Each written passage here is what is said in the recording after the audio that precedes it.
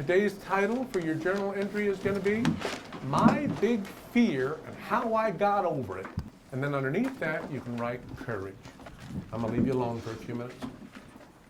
Each year at the beginning of the year, a teacher has a choice to make about what kind of culture they're going to create and what kind of culture will be best for learning. And a culture based on students understanding themselves, understanding one another, and connecting with one another based on that respect creates a culture of collaboration, a culture of exploration, and that is the culture of learning that enhances learning during the rest of the year. Character strengths are the keys to your heart that makes your spirit rise and allows you to do things better. Each of us bring some primary character strengths to bear to do well in life, and we all can look to a set of characteristics that account for a lot of the reason why we have succeeded to the point where we find ourselves today. Is there a character strength, we've been working on these character strengths so much, is there a character strength that you've begun to adopt into your family? A teacher in Salt Lake City, Jay Sharp, who's just doing a phenomenal job in building a learning environment based on teaching character strengths. Before character strengths came into my life, the best way I can put my teaching style was I was winging it, trying to make a connection through relationship in my classroom to the students. I was always looking for a way to educate in a more child-centered way. Love of learning. Well, now that kind of blows me away, knowing you in the way that I do, but you're surprised that you have as much love of learning as you have learned that you have, right? The strengths that really feel about me are perspective and open-mindedness. I like to think before I do it, and I like to look at things a different way. I am perseverance. I am social intelligence. I pretend that I rule all emotions. I feel what people's feelings are. I touch people's feelings. They are a wonderful way for me to ask the question about how we will be with each other that year. What kind of a year do we want to create with each other? What are our expectations, if any? What are our fears about the year? And we can start right there and begin to ask the kids to tell me what their interpretation is through vocabulary at first. I think it's a wonderful first vocabulary list of the year. Then you can go to the rest of your curriculum, core curriculum, and substitute the other vocabulary you need to do. I found it invaluable in language arts and in social studies, and I'm working on ways to apply it in the sciences and math, and find that I've even stretched it to be able to do that. When they are incorporating the character strengths with the topics of learning in school, it's building their confidence, and I think they take more pride in the work that they do, and they try harder. It's helped me with my math because all I thought about math was it was just a bunch of hard problems that you had to do. But now that I've learned perspective, I look at math a different way, that you can always ask for help and you can always partner up with a person to help you with math, and you can always get better.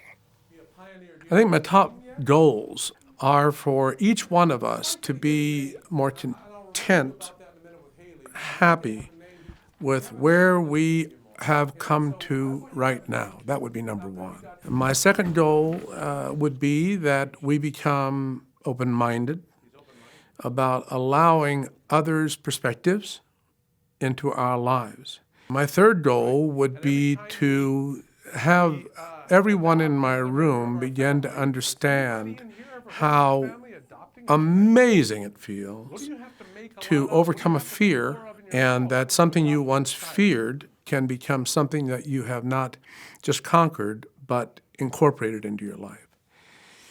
And my fourth, and maybe really even my first, is to have fun and to show the lightness of learning, the incredible lightness of being that learning brings into your life, and to instill that into the kids so that they're able to walk through their lives now being really, truly lifelong learners.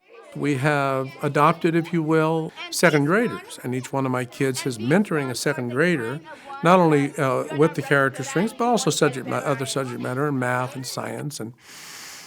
And they are getting the second graders to begin to use the language of the character strings, especially the simpler ones on the second grade level. They have begun to get them to use words of kindness and fairness and love, and even love of learning, the things that they've loved learning so far. With the different strengths that the children offer in a classroom, they can appreciate each other more. And instead of being critical or teasing or hurtful behavior toward each other, I think that they're able to build each other up more and to see maybe something that's a little different or quirky from themselves as that's something that could be added to the classroom or that can be a benefit to the other people around them. This is really important for setting up the classroom, to getting a community built with your children, and it's really wonderful to see what each of the groups can contribute and give to each other. They learn from each other, and I was really amazed at the conversation that goes on between the two age groups. Their mantra is learn it, do it, teach it, know it.